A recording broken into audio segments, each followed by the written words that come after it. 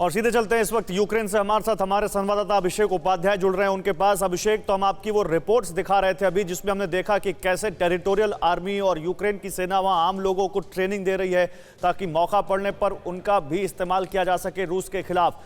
अभी क्या हालात है? और यूएस की एक रिपोर्ट ये कह रही है कि आज किसी भी वक्त अटैक हो सकता है। इसको लेकर वहां क्या दिख रहा है आपको, क्या हलचल दिख रही है?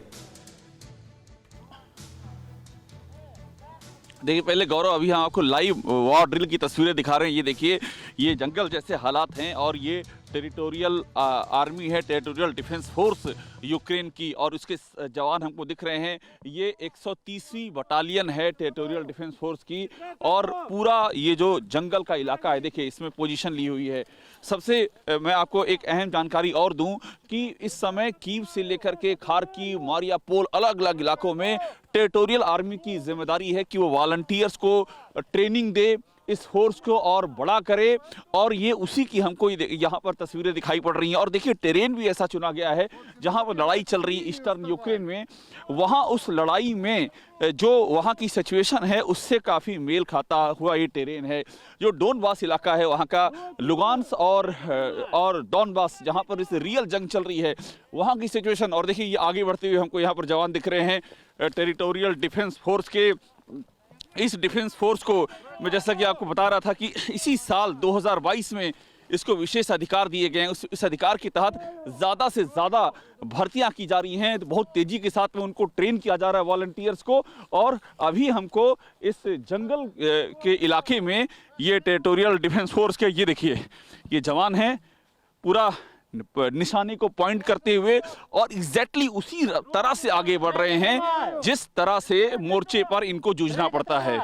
गौरव, बिल्कुल, वो जवान जिस तरह से मोर्चे पर वहां जूझना पड़ता है उनको, और जिस तरह से वहां लोगों को ट्रेनिंग दी जा रही है, वो साफ दिख रहा है। ये यूक्रेन के ही लोग हैं वहां पर, जैसा कि आपने अपनी कई रिपोर्ट्स में दिखाया कि दूसरे देश के लोग भी वहां हैं, उनको भी ट्रेनिंग दी गई, या वो लोग भी शामिल हैं इसमें?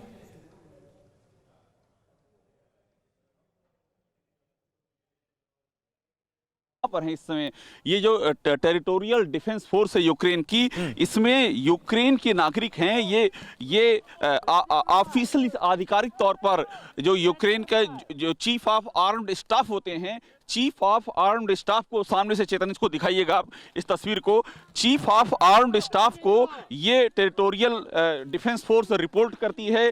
इसकी बाकायदा ब्रिगेड हैं, इसके हेडक्वार्टर हैं, ये उसकी लाइट इन्फेंट्री है, और एग्जैक्टली पूरा ये आधिकारिक डिफेंस फोर्स है यहाँ की। और सबसे बड़ी बात ये है कि इसके पास जो हम सबसे जिस पे हम बार बार जोर दे रहे हैं, आप देखिए उधर देखिए, चारों तरफ इसके जवान इस समय फैल गए हैं।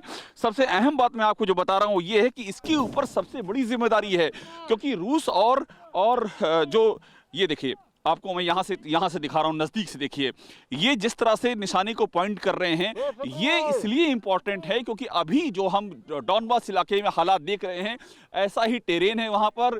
ये टेम्परेचर जो है -डिग्री में चला जाता है, और वहाँ पर जो जवान हैं, जिस तरह से वहाँ उनको मोर्चे पर लड़ना है, वैसी ही तस्वीर यहाँ पर नजर आ रही है। तो यहाँ से धीरे धीरे हम देख रहे हैं चारों ओर यहाँ पर ये जवान बिखर गए हैं, और ये जो टेरिटोरियल डिफेंस फोर्स है, इसमें 18 से लेकर के गौरव 60 साल तक की उम्र के कोई भी जो यहाँ का नागरिक हो यूक्रेन का, वो ट्रेनिंग ले सकता है। और ये जवान उनको ट्रेन करते हैं, और खुद की तैयारी है। चारों तरफ आप देखिए, इस घने ये जो जंगल का इलाका है, चारों तरफ यहाँ जवान फैले हुए हैं। इनसे आपकी बात हुई हो, अगर कोई कन्वर्सेशन हुआ अभिषेक, इन्होंने बताया इनके मन के अंदर क्या हलचल चल रही है? क्योंकि सामने रूस जैसी सेना है जिसके पास अत्याधुनिक मारक हथियार हैं, इनके हौसले कितने बुलंद हैं उससे लड़ने के लिए? देखिए, चूंकि यूक्रेनियन है इसलिए भाषा का संकट है, लेकिन जो हमारी बात हुई थी इनके जो लियाजन ऑफिसर थे, उनके जरिए हमारी जो बात हुई थी, उन्होंने क्लियर कहा था कि ये जो फोर्स है, और मैं आपको एक बार कमांडर को दिखाता हूँ, कमांडर की भाषा देखिए, जिस संकेतों में वो लगातार अपने सैनिकों को ट्रेन कर रहे हैं।